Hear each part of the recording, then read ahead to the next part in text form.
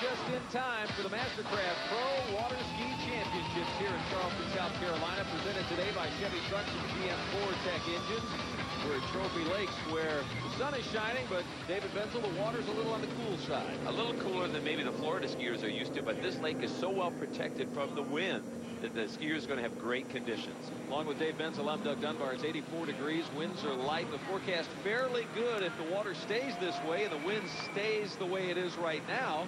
Things will be great for the jumpers through the afternoon. When we talk about the jumpers, 10 finalists involved in this. Boat speed 35 miles an hour as we hurl their unsuspecting bodies across the wakes. They hit speeds around 60 miles an hour and go through the air. The world record, 233 feet. And that world record holder, Dave, Jimmy Seamers, he's one of the unlikely heroes in the field today. Some familiar names, though. Jared Llewellyn won the Pro Tour last year. Freddie Krueger, Scotty Ellis here in an international mix to this field today. Should be some terrific competition. We'll get underway with a new guy. Hasn't been around all that long. Sebastian De Pasqua, first of 3 jumps. Skier trains in Sweden, although he's been in the United States now for a few weeks getting ready for this event. And you'll notice how close he is to shore here as he sets up at what is referred to as the 600-foot buoy, approximately 600 feet prior to the ramp. Here at Trophy Lakes, known for its calm water, jumpers would perhaps like the opportunity to cut a little wider.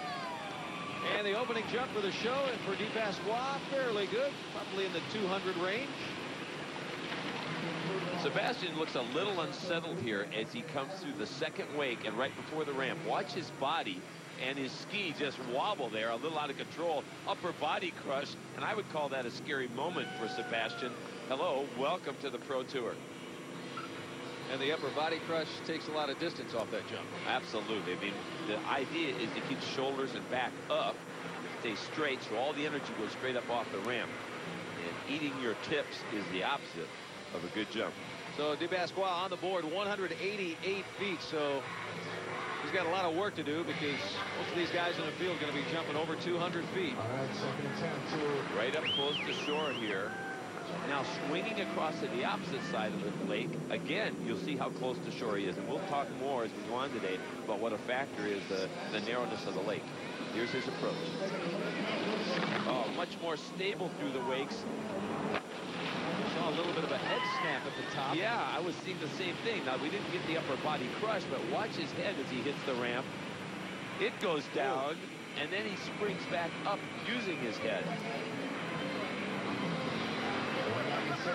Most of the spring in a good jumper is all in the legs. You don't spring with your upper body. You push with your legs. But you see, again, kind of a crush and then a rebound, kind of a snap off of that. Now, this is a better jump. He gets more out of this because he held his position through the wake. So yeah, it's almost like a late save. De Pasqua, second of 3 jumps, 196. So Dave was a better jump. Getting close to the 200 ballpark. One more chance to poke something beyond 200. The marquee leaves will be, the rest of the field will be chasing. Every jumper on the water, 3 jumps today. Single best will win it. Oh, much better. Much better jump. He held everything together, not only into the ramp, but he did a better job on the ramp. Turning from a little bit wider this time, I would guess that with each jump, he's brought it down the lake a little bit, and he's gained some control. Watch the body, much less crush this time. So it's almost like he was listening to you through the 3 jumps because he's improved with every one, and pretty much improved where you told him he needed to. We'll keep this jumper in mind, though, as we watch the field unfold and watch some of the better jumpers and help still to keep their head and upper body. De Pasqua had a 196 that last jump. Look at there, 207. So he's up beyond the 200 mark, which is a great mark to set for the rest of the field. Coming up next is going to be that man you see right there, Jesper Cassot. He is getting set to take off from the dock. Last year's number 2 finisher on the Pro Tour overall, Freddie Krueger, not even suited up yet. Freddie will make his way toward the dock in just a little bit. Speaking of 2001, what a year it was. The big battle between Freddie Krueger, who, as I mentioned, finished second, Jared Llewellyn, the Canadian, who won back-to-back tour championships. The Inmar Tour standings there, you see that a year ago, but this is today to the water. Jesper Cassot is set to go his first of 3, and now the mark to beat set by De Pasqua, who you just saw at 207. The only skier in the field competing from Denmark. Must think that's the cold place to ski on a regular basis. So I would guess he's been doing some training here too. Water here in Charleston, nothing, and a balk on jump number 1. So David, when that happens, something, because you've got a split second as you're attacking the ramp to decide something's not right.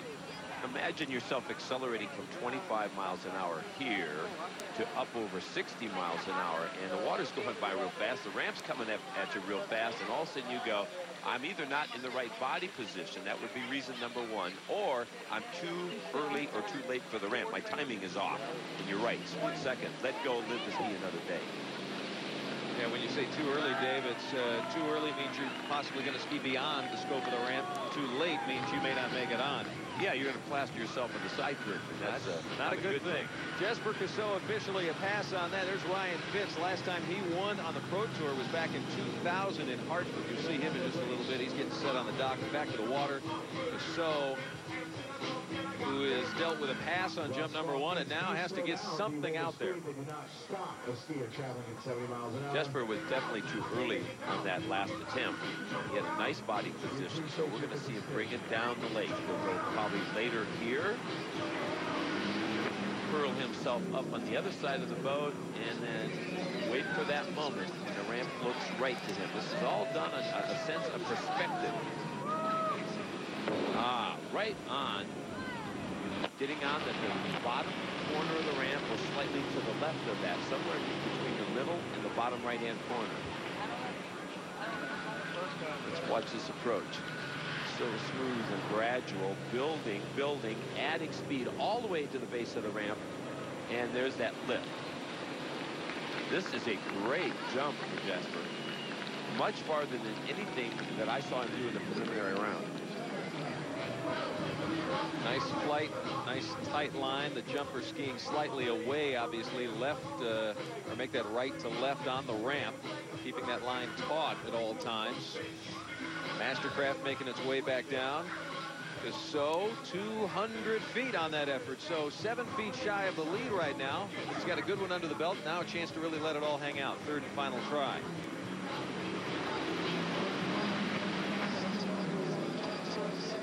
This portion of the jump right here is gliding, and being so patient. Oh, nice turn. Oh, the timing was better there, David. He has gotten better with every jump, and you can tell he likes that one. You gotta wonder if they gotta take a couple of jumps to really sort out the narrowness of this lake, because candidly, they're not able to cut as wide as they normally would. And width is important in jumping. The wider you get means the farther away from the ramp you are. Therefore, the more time you have to develop speed. Speed's very important. It goes along with lift. So here he puts together a nice combination of speed and lift, and he got the timing down. This is a big jump. David big enough to take the lead, 213 feet. Gets applause from the crowd on shore. So Cassot, the new leader, but still to come, the rough and tumble Texan. He owns the world jump record at 2:33. Jimmy Seamers a little bit later, but next it's going to be Ryan Fitz, who is down dockside. Final preparations are being made. Helmets going on. He'll make his way toward the water. You'll see Fitz's jump in just a couple of moments. It's the Mastercraft Pro Water Ski Championships here in South Carolina. And it is brought to you by Chevy Trucks, GM Vortec engines. Also by Mastercraft, the leader and pulling farther ahead.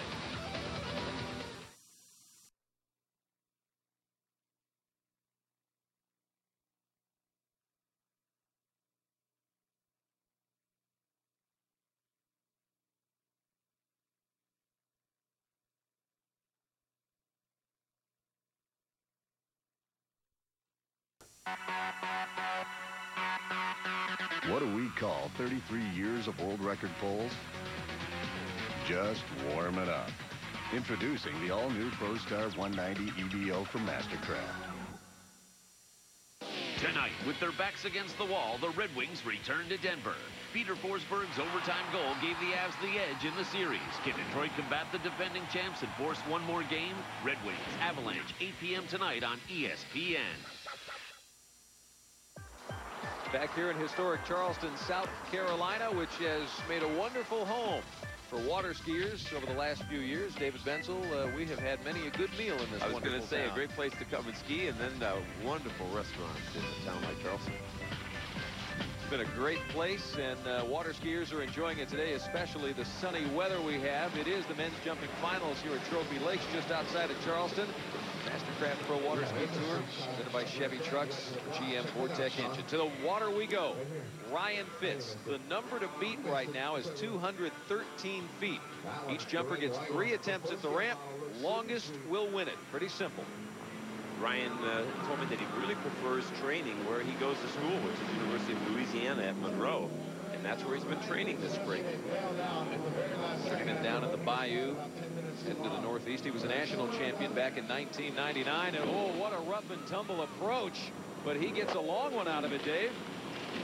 Ryan Fitz is do or die. I mean, he just attacks the ramp every time.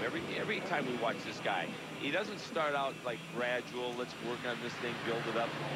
He goes after number 1 with a late cut, and if he's too late, he'll just pass. But he's not going to start easy. Fitz attacking the ramp. Skis were bouncing, and it did him well. 214 feet, so he's now the new leader by a foot. Still to come, that world record holder we've been talking about, Jimmy Seamers, 233 feet. On a wonderful day for him. Ryan Green, he's getting geared up, taking his skis down to the dock. It's long jump skis, the new generation of jump skis, allowing these guys to sail well into the 200. So Fitz on the board, automatically the new leader, and he's got 2 more to go. Ryan is definitely a compact skier. Not as tall as some of the others, built really solid, close to the ground, but he uses his legs so well. Watch how low he gets here, coming through the wakes into the base of the ramp, and then he explodes off the top. He didn't like that one. The same explosion. Shorter. Yeah, not the same as jump 1. Going at it a little harder. And sliding out just slightly. Just had a lot of weight going to the top left corner, but he didn't have his weight over his right ski.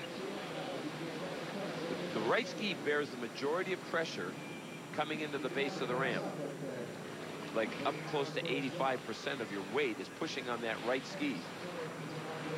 And you've got to keep your weight over it and keep your shoulders and hips pointed toward the top left corner of the ramp. Well, Fitzy's effort 206, so he still has the lead. Jump 1 was 214. He'll have one more shot. There's Scotty Ellis, the Rocket Man, as we've come to know him over the years. Dealt with his share of injuries, but feeling healthy, looking good now, and he'll be on the water in just a little bit. So Ryan Fitz, one more shot to try and better that 214. And in the field of competition we have today with names like Kruger and Llewellyn, you want to launch one as far as you can and sit and watch. And he's out so early in the competition, he has to do exactly that. He has to poke something way out there and say, catch me if you can. Yeah. So you can count on this. Ryan Fitz is going for this last one. Very intense young man. Waiting, waiting. Great turn. He got turned and then hooked up to the boat.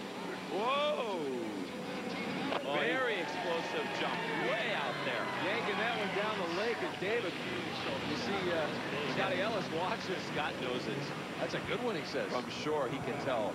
And just from the pure air time, Ryan is in the air a lot longer on this jump. Oh, great extension. Shoulders, head were up. Long flight. You talked earlier about how critical that last turn was before you head to the ramp, and on this particular jump, Fitz, 90-degree turn, just absolutely turned the skis perpendicular, and he was gone. Yeah, and he got turned before the boat pulled on him. There it is. Fitz, 224 feet. We talked about you got to put a long one out there for the rest of the field, and he did. Really had his weight distributed over his skis perfectly, held his direction across the ramp. Skis just literally tracked up the ramp. Look at that float. That's beautiful. Well, Fitz has got a lot to be happy about right now. He landed, little compression, sucked it up, and then the excitement came out. Well-deserved. 224 feet for Ryan Fitz. He is the new leader in this competition, but next is the world jump record holder, and that is Jimmy Seamers at 233. Let's get down dockside. David Benzel, let's talk to that young man. Ryan, 224, big jump for early in this event. Yeah, I had a little rough start yesterday, but I usually like coming out early in the seat and especially putting the pressure on the boys and see what they can go out and do, and I'm pretty excited about that jump. You held it for the final jump. You put it all on the line right there. Now, there's a little headwind. What do you think? Yeah, the headwind, this is the best day we've had so far, and, you know, it's scary to see these guys coming out behind me, but I hope I put the pressure on them. Good job. Thanks a lot, Dave. He likely did. 224 feet, the leader. Cassell moves to second. The international field led by Ryan Fitz. We're back in a moment with the world record holder. We'll see what he can do here in Charleston.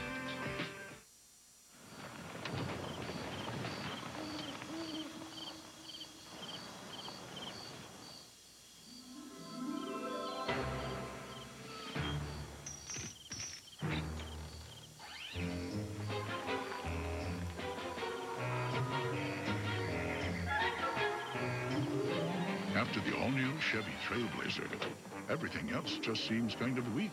The 270 horsepower Chevy Trailblazer, like a rock. Jim!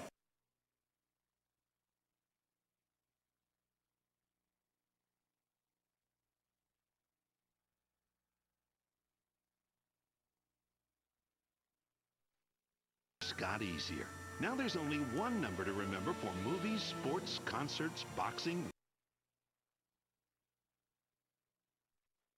pay-per-view programming from Dish on Demand. Good morning.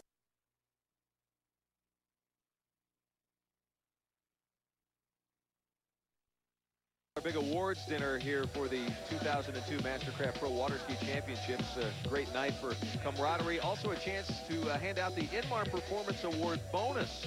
Jared Llewellyn, the leader on Saturday, qualified with 227 feet. He got a couple of checks for his efforts. Freddie Krueger getting some money as well, and Scotty Ellis. Congratulations to those guys. But today's the day they earn the big money. The men's jumping finals. Mastercraft Pro Water Ski Tour rolling on. Ryan Fitz, big props to him. 224. He's the current leader. He gets to undress. A lot of the other guys got to dress. Ryan can't seem to get out of his jersey. Rip that thing off. Forget about it. He's done for the day anyway. Let's go back to the water. Jimmy Seamers now, 2001 national overall champion on the men's side in water skiing. What can he do among the professional ranks? Jimmy Seamers is a technician. He knows how to jump properly. Once in a while, I think he forgets about that, and he just goes hard. And I have to guess that there's a little pressure on this young man right now. Here he is holding the world record, and he comes here to the Pro Tour and knows that there's some expectations on him. No question. And might not have the maturity yet to handle that kind of pressure. But he is a talented athlete. That jump obviously not showing what he's capable of. 195 feet. Well, but conversely, much like the rest of the field, you got to kind of figure this sight out as well. They don't get to cut as wide as they usually do. So not so aggressive on jump one. Now he'll up it a little bit. Well, his challenge today is to be smart rather than too aggressive. They see there again, cutting real hard into the base of the ramp, but not able to handle the ramp. The ramp is absolutely chewing him up right now. He's very low. Body position a little out of whack, so the right ski is sliding out from under him. He's squatting on the ramp. That's even a shorter jump, I think. Does it all boil down to timing? Well, it's the timing plus body position. If your body position's great and your timing's off, you don't go far, and vice versa doesn't give you anything. That's what makes it so difficult. Timing has to be on. Speed has to be accelerating into the ramp in the right posture. Well, let's go big or bust now. The world record holder hasn't even broken 200 yet. There we go. That's a little bit more Seamers-like. It's nowhere near our leader, however, but that's where he probably wishes jump number one would have been. You start with that and build from there, and then you could have done that. Would have been a whole different story here today. Nice posture coming in, good lift, not as explosive straight up as I've seen him on other occasions, like the 233. Well, Jimmy Seamers, let's find out if he's disappointed. He's dockside now with us. Jimmy, as a world record holder, 233 feet. Do you come in a tournament like this feeling like there's kind of high expectations? Is there extra pressure on you, in other words? There is when you hear the announcer, you know, you're leaving the dock, you hear him go, Next up, Jimmy Seamers, world record holder, 233. They're like, oh man, the crowd's expecting something big. So, you know, I got to make that happen. But today it didn't quite happen the way I wanted it to. You know, it happens. The Mastercraft boat with the Vortec engine feels great. And, you know, I'm glad that GM picked up this tour and also Mastercraft. You said earlier to me that you thought like you were on your heels a little bit. I was on my heels a little bit. I really don't know why. I need to go back to practice and work on some things. But last one I got on my toes a bit more. Just the cut was just a little off. So yeah, we all have our good days. We all have our bad days. The way it happens when these gladiators battle the 6-foot monster. Fitz the leader at 224. Seamers in third. More to go. Names like Kruger and Llewellyn. Don't you go anywhere.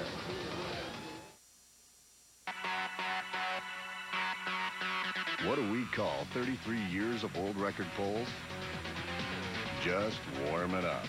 Introducing the all-new ProStar 190 EDO from Mastercraft.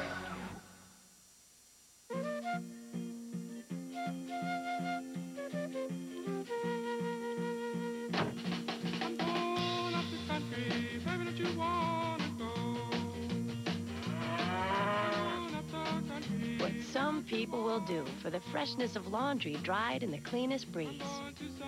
Introducing a new scent from Tide, Tide Clean Breeze.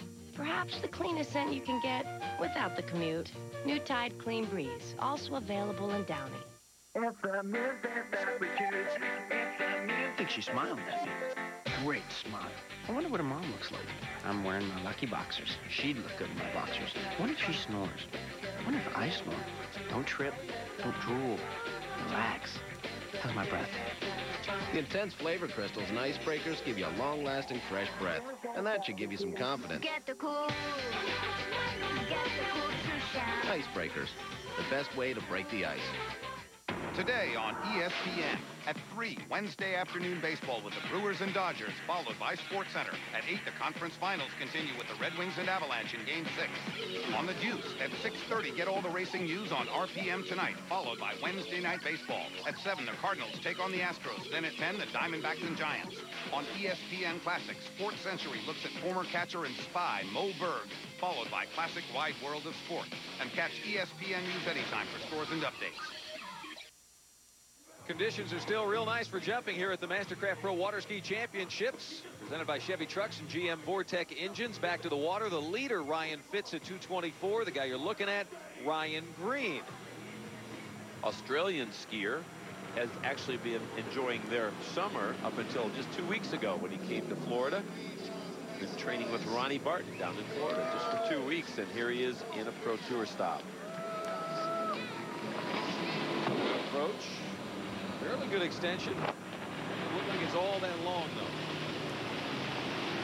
Great height because he, got lots of spring, but the truth is there's no speed here yet. He hasn't got the speed.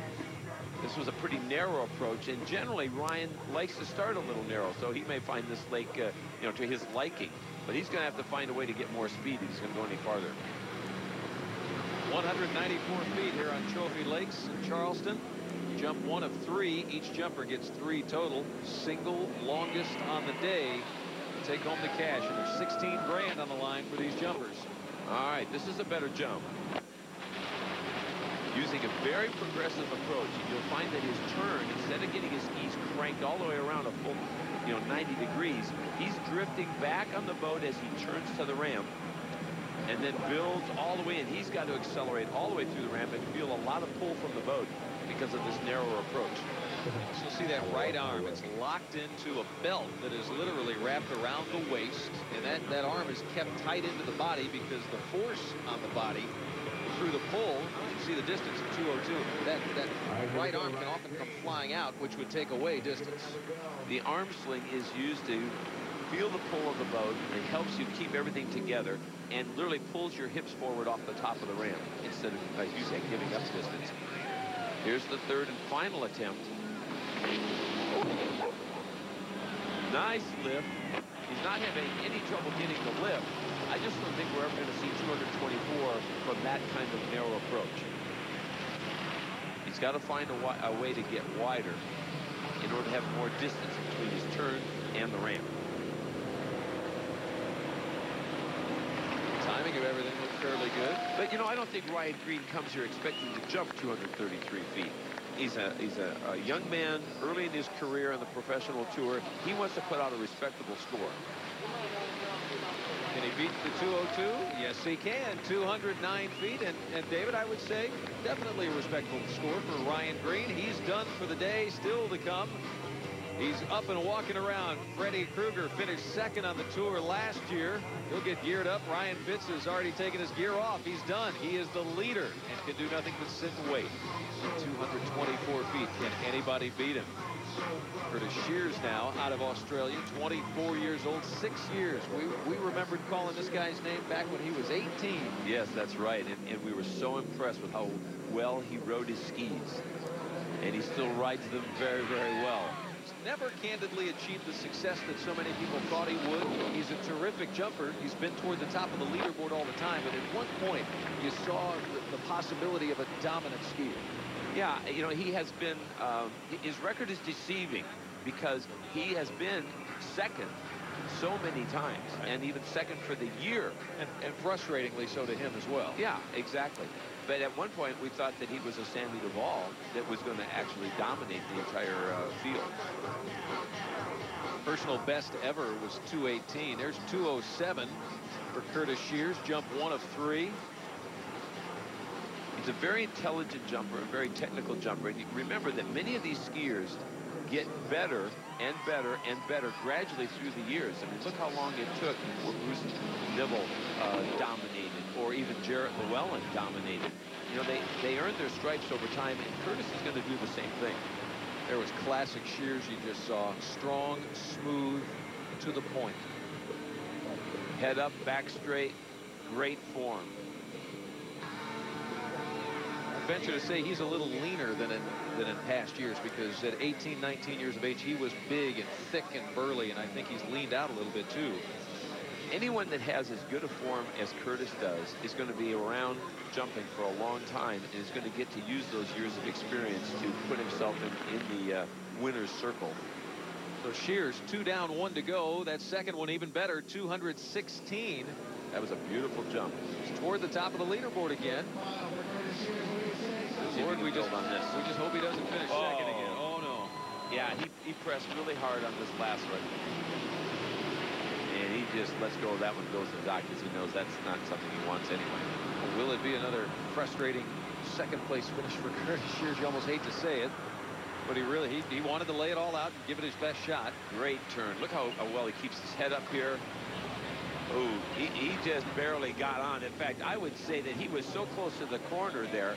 Well, let's see from this angle. Oh, yeah, man. He's barely on the ramp. He brought it down to the point where he was really going for it. Wanted to be later, build more speed. Look at this. The fin on the right ski is broken right there. He clipped the corner of the ramp. Catch that right on the edge as he approached and got on, huh? Yeah, oh yeah, he broke his fin. Let's get down and talk to him. Curtis, how tough is it for an Australian skier to come in here and get a transition into the U.S. summer, although you're coming off your summer? Yeah, well, I've been doing a lot of skiing. I've been skiing since mid-December and really enjoying my skiing this year. And so yeah, it was important to come over and get a good start. I'm only here for a month and going home. So it was an important day for me, and I did all right. Well, you had a good jump. The 216 was beautiful, but I want to show people what happens on the jump when you don't quite get to the ramp on time. You leave part of your equipment at the ramp. I just I knew I had to beat Fitzy at 224, and I needed to bring it down. I did that, and just a little too much. A little too late. So Curtis Shears finished on the day. He'll go dockside and just watch as some of the biggest names in the business take to the water. Freddie Krueger, second on tour a year ago. Scotty Rocketman Ellis to his left. Scotty dealing with injuries in 2001. Happy and healthy and ready to rock and roll here in 2002. You'll see him. And then you can't discount last year's Pro Tour champion, the guy on the right in the T-shirt. That is Jarrett Llewellyn. So those are the mighty three right now. They take the place of those names like Duvall and Bruce Neville, who has just retired, and Carl Roberge. Here's the new champions.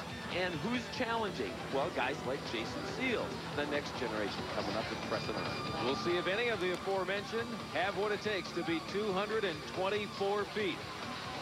Back to Charleston in a moment.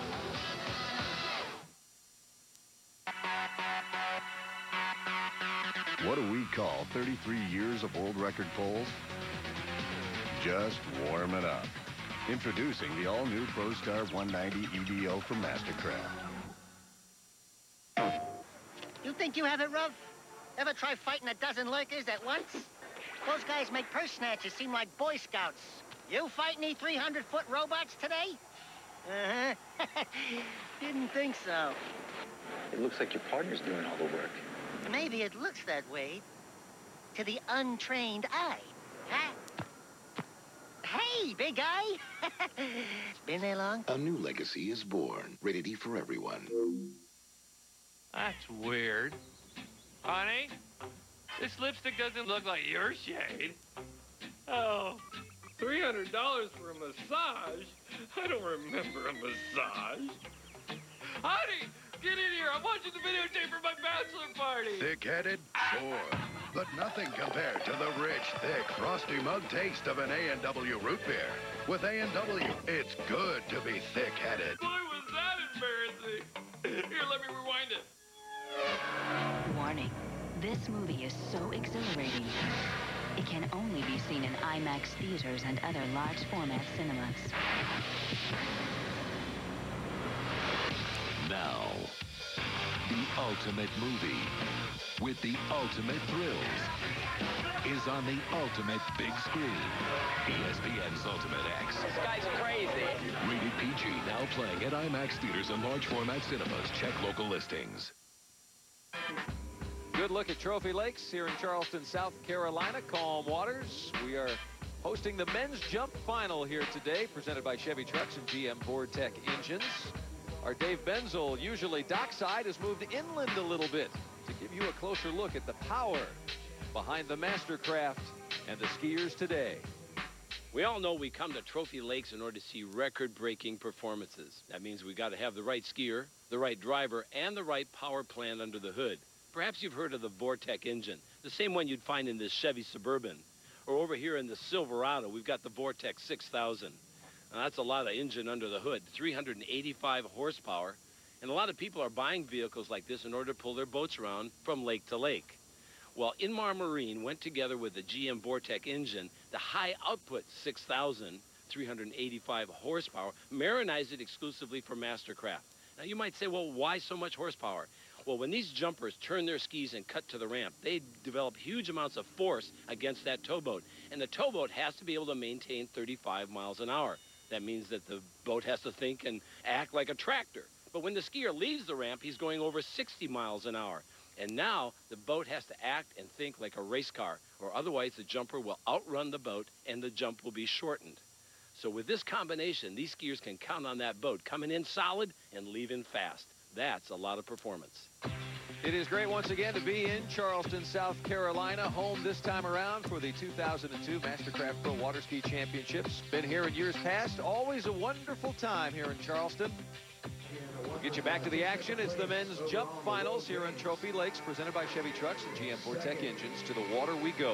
Now, 224 is the mark to beat for Jason Seals and others who will follow him. The 26-year-old set with his first of 3 jumps. From England, part of that great jumping tradition out of Mike Hazelwood and some of those old names. Jason Seals has just tremendous capabilities, tremendous potential.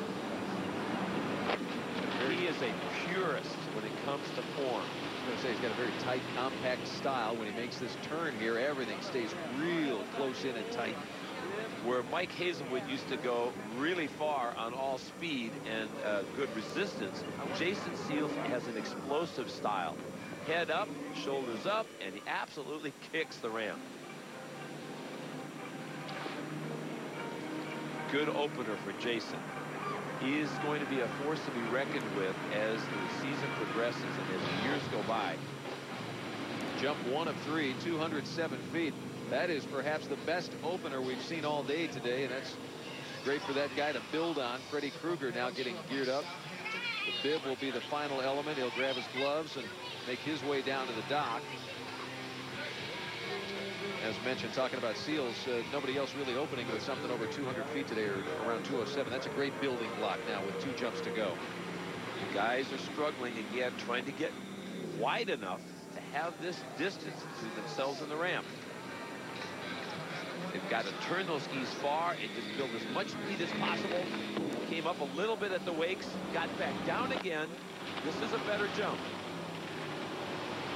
But it's still not out where we saw Ryan Fitz. Imagine, way back at the beginning of this event, Ryan Fitz hits 224, and these guys are still struggling in the 200, 210 range.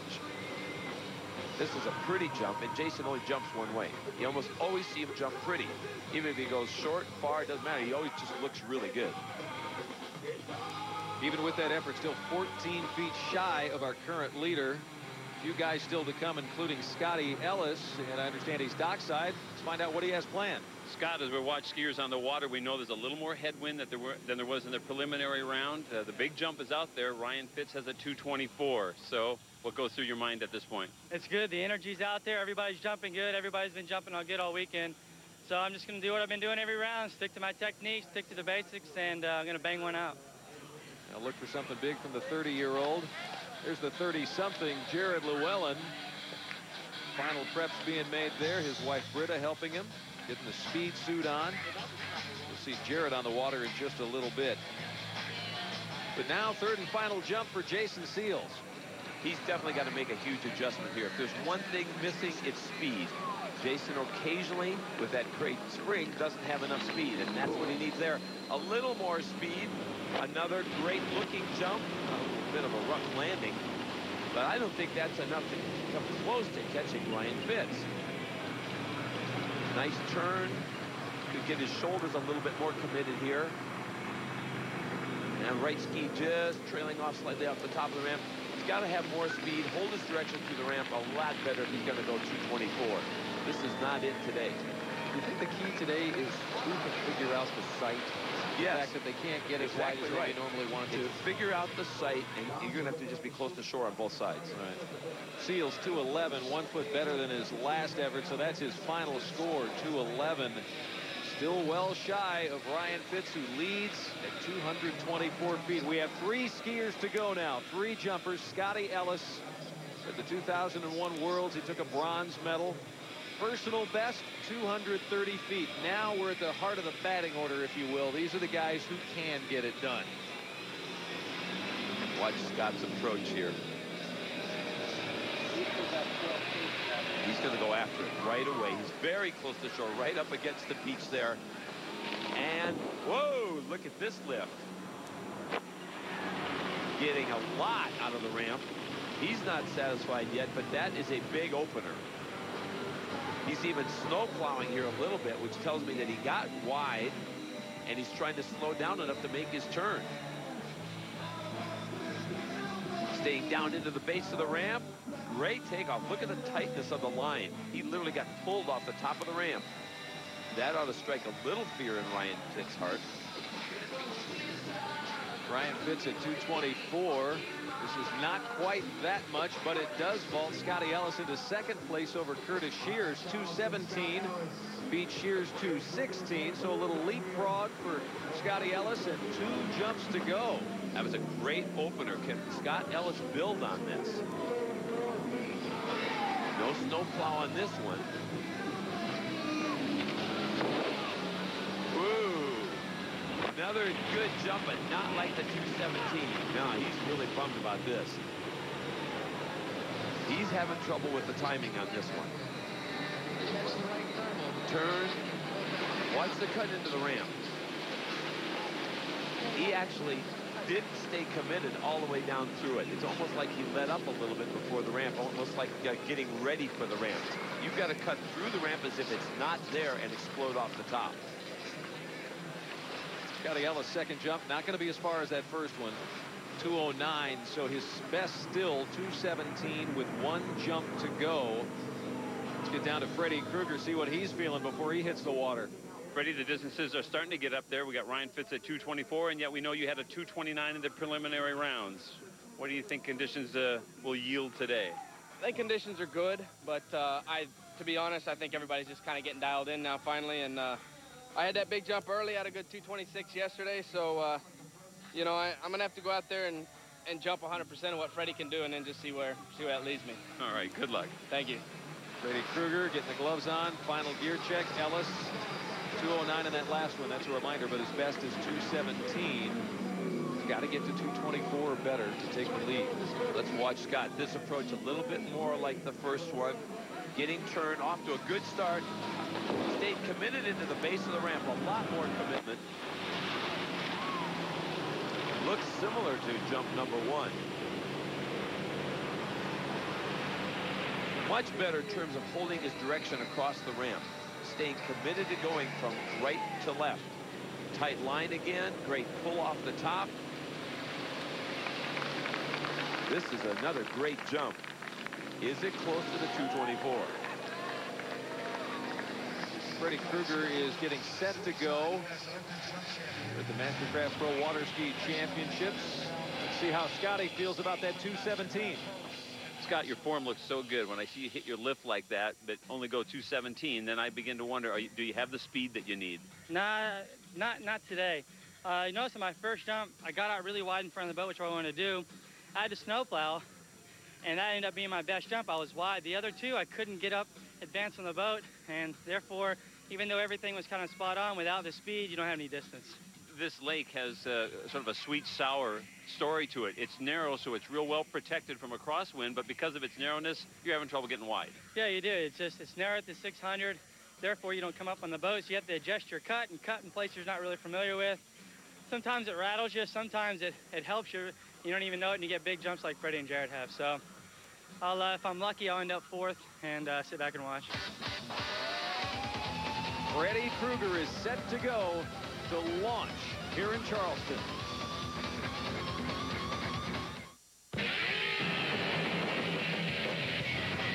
Hey, you want to switch? Sure. Introducing the all-new Chevy Avalanche. The only vehicle that switches from an SUV to a pickup. Good idea. Chevy Avalanche, Motor Trend's 2002 Truck of the Year. Avalanche, like a rock. Give your two-stroke engine a trouble-free long life with Lucas two-cycle high-performance racing oil. This unique formulation meets the needs of high-performance engines. It burns smoke-free, reduces carbon buildup, prevents spark plug fouling and piston burning. Designed for any oil injection system or premix up to 50 to 1. When performance is a must, use Lucas semi-synthetic two-cycle racing oil. Lucas Oil. Keep that engine alive. I was looking for a great deal, so I talked to a good friend of mine. Emmett was desperate. That's when Alf told me about 10-10-220. I told him all calls up to 20 minutes are 99 cents. I was reluctant to sign up for anything. I told him he didn't have to sign up. Just dial 10-10-220. Push the buttons, man. Thanks to Alf, I dialed 10-10-220 right then and there. Who'd you call? That's really none of your business. Well. Dial 10-10-220, then 1 and the number. They've been called a dream team, a gas to watch. Tony Kornheiser, Michael Wilbon. This is the best show on television. Pardon the interruption. 5:30 Eastern weekdays on ESPN. And again at 7 on ESPN2.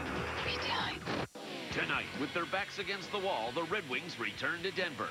Peter Forsberg's overtime goal gave the Avs the edge in the series. Can Detroit combat the defending champs and force one more game? Red Wings, Avalanche, 8 p.m. tonight on ESPN. If I look happy, it's because I've got a super night's sleep in my Craftmatic Monaco adjustable bed. I'm also delighted because of the free TV I received.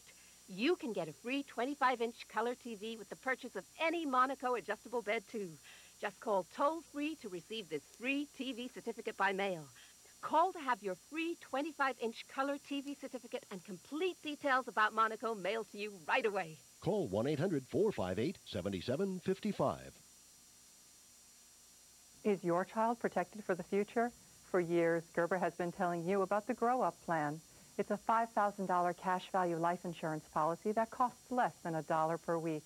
At age 21, the protection doubles to $10,000 with no increase in premiums. Call now for your free information package. The Gerber Life Grow Up Plan, a solid investment in your child's future. Call now. Call this toll-free number for free information about Gerber's Grow Up Plan. Call now. There there's a lot of money as well as a lot of pride on the line. Men's jumping finals here at Trophy Lakes in Charleston, South Carolina. Welcome back, Doug Dunbar and Dave Benzel. Ryan Fitz is your leader at 224. Ellis firmly in second at 217. But 2 jumpers to go, including Freddy Krueger, who talks a little bit about how tough this weekend was going to be. It adds pressure, you know. I mean, it's not only the first Pro Tour event of the year, it's the last. And we're trying something different. And I think, you know, there's obviously a lot more prestige. You know, when you wrap it into one big event, it's just one race. You only get one go at it. And, you know, I guarantee you people have been, you know, training hard. I know I've changed the way I've trained to gear up and try to peak for this one event. So there's a lot of pressure and a lot of anxiety, you know, among all the athletes, yet a lot of excitement because of the, you know, like you said, the prestige that goes along with it. Freddy Krueger on the water now. In 2001, voted Water Ski Athlete of the Year. That was his 3rd in a row. Quite a compliment for this young man. He has matured into such a consistent jumper now. We don't see Freddie crash like he used to. He really has gotten control of his game. But one thing we ought to point out here is that the wind has really died down near the ramp. There is no breeze there whatsoever right now. And here's Freddie launching a big one, going after it, as he always does. He has such explosive lift. But he's not going to have any wind under his skis. If Ryan Fitz had a slight breeze, Freddie has none. He's going to have to do it all on his own. Skis at that point, the apex of the jump act almost as wings in a way. Oh yeah, there's just a lot of aerodynamics playing here, and he gets a nice pull from the boat. You can see him, he allows himself to get pulled up over those wings, but there's no help. 220 feet, a monster opener. No one has touched that distance to open today, so he automatically moves into second. Jared Llewellyn talking it over with wife Britta. Do I need to go out and beat Freddie up, or is he going to beat me up? Who knows? What about Ryan Fitz, who leads this competition at 224? Jared still to come. Second of 3 jumps now for Freddy Krueger. What he does so well as Jared Llewellyn, is they edge into the base of the ramp. They continue to accelerate as if that big, ugly ramp wasn't even there. They're just not distracted by it. Good turn, he's locked in, he just keeps firing all the way into that ramp, and then he just uses it to launch himself. Another great jump. Look at the spray coming off this right ski. Jumps the wakes a little, comes right down on only the right ski, and sets the left one down just before the ramp. Trying to milk the boat, the pull from the boat for as long as he possibly can. Jump number 2, Freddy Krueger, looks a lot like jump number 1, and distance-wise in the same neighborhood, 218 feet, so he takes a couple of feet off. 220 still his best. He's got one more to go. 224, the magic number. He's probably going to go a little bit later on this one. He's going to hit the press. Come right down as late as possible. He does not want to be second. A good cut, but it looks like he almost maybe a crush on the ramp. He looked a little, well, I'm going to just read his body language here. Freddie is so dialed in that he knows when he's gone, you know, 220 versus 225.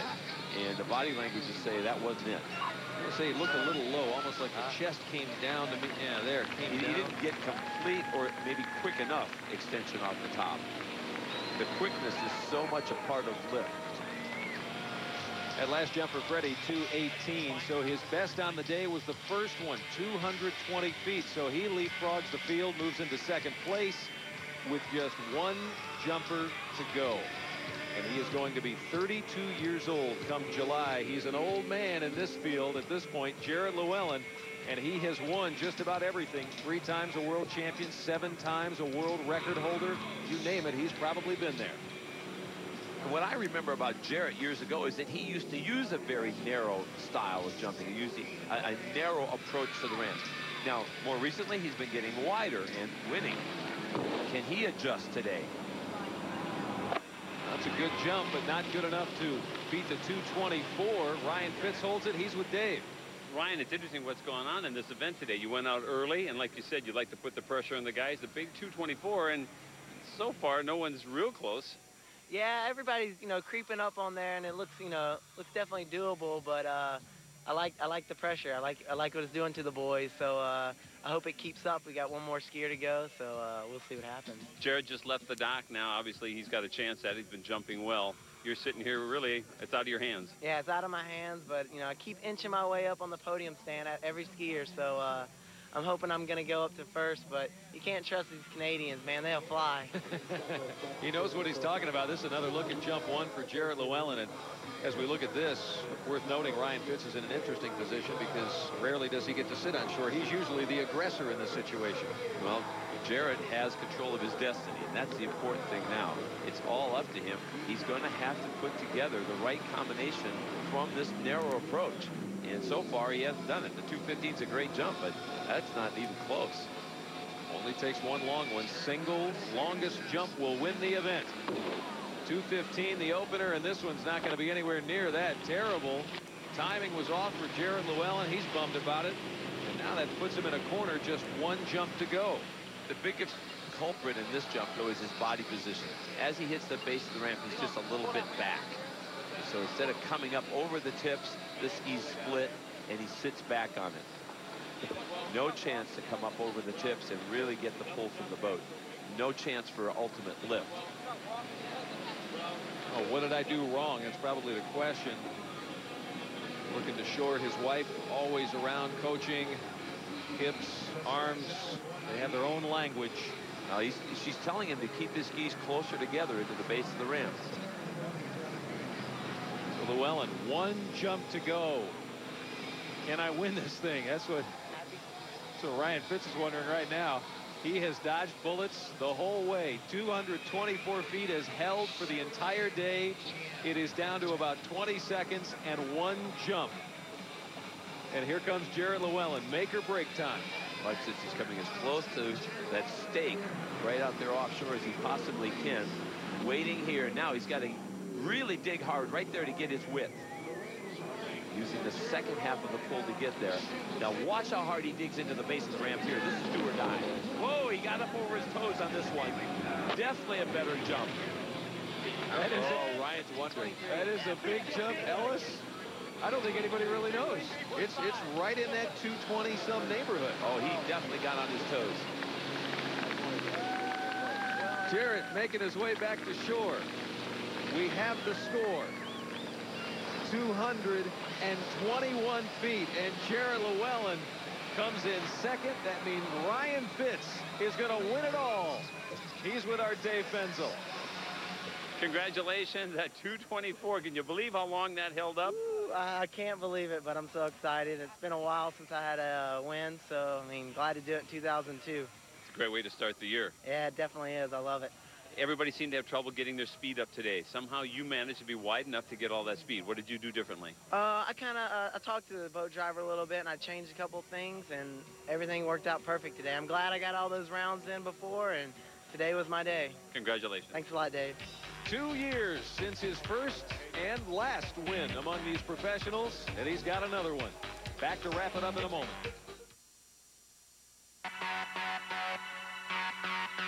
What do we call 33 years of world record pulls? Just warm it up. Introducing the all-new ProStar 190 EBO from Mastercraft.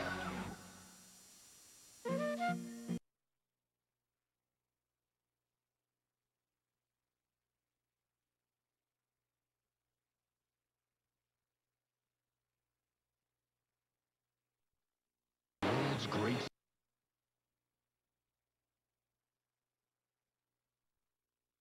Have been brought to you by Chevy Trucks, GM Vortec engines, also by 180 Energy Drink. Turn your energy around. Next time we talk to you, men's slalom from Charleston, South Carolina, July 29th, 9 o'clock in the morning on ESPN2. Then join us July 31st, 9 o'clock in the morning for women's slalom. We'll look forward to seeing you then. So what happened today? A dramatic win for Ryan Fitz, 224 feet. Took it all, and he had to wait the better part of the day till he finally won this thing. A lot of challengers, but no one could beat him, and Ryan Fitz fittingly today takes the podium for the second time in a couple of years. Well, you know, he wants to be part of this elite group, and this is another step toward that goal. It was the year 2000 when he last stood this high on the podium. This time, $5 grand, a big trophy, and a big smile, and honors as the 180 Energy Drink Jump of the Day. It was a great effort so early in the competition where he just went all out. He had a strategy, he stuck to it, and it paid off. Even Scotty Ellis giving it up, saying that was huge.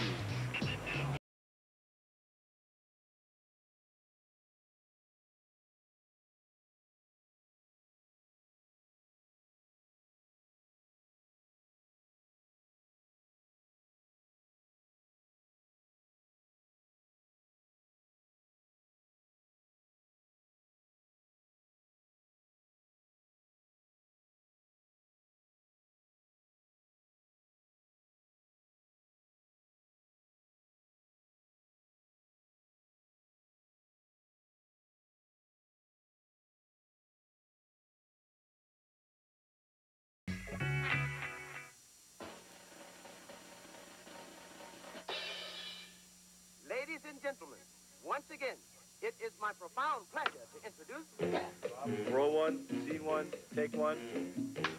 Action.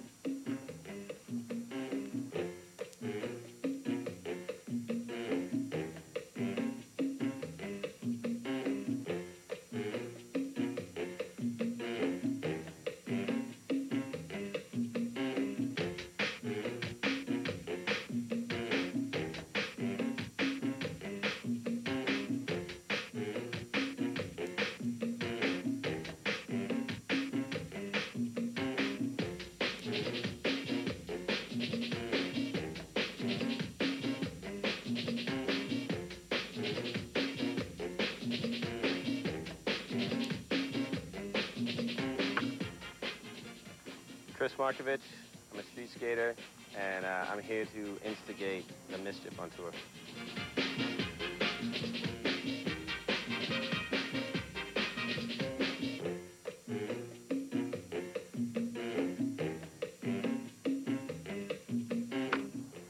Hi, my name's Andrew Reynolds. I'm on this tour to skate and have fun. Hopefully do tricks that the kids are pleased with. That's it.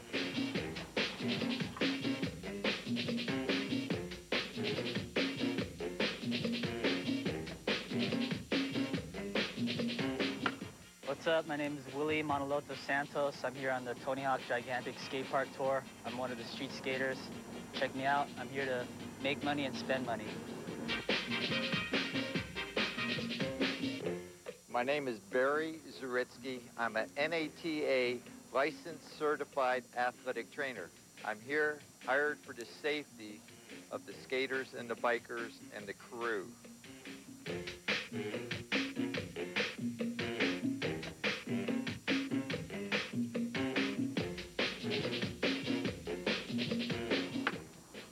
My name's Jason Ellis. I'm a professional skateboarder / commentator / injure myself / comic relief. Is that right?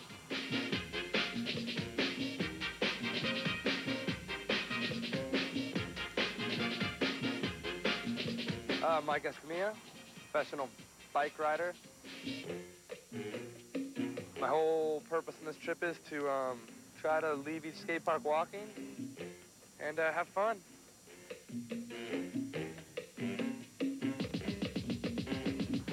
Go. Can you please make sure that I'm off camera to the left of the screen, please?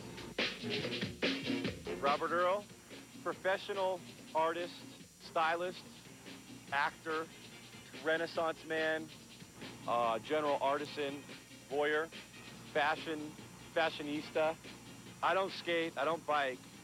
I'm here to be. That's good, that's nice. Hello, my name is Tony Hawk. I'm a professional vert skater and occasional street hobbyist. This tour was my brainchild,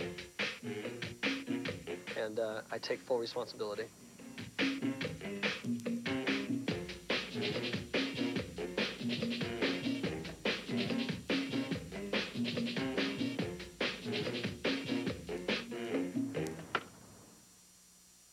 I can't remember anything that happened before 2 weeks ago. By the government.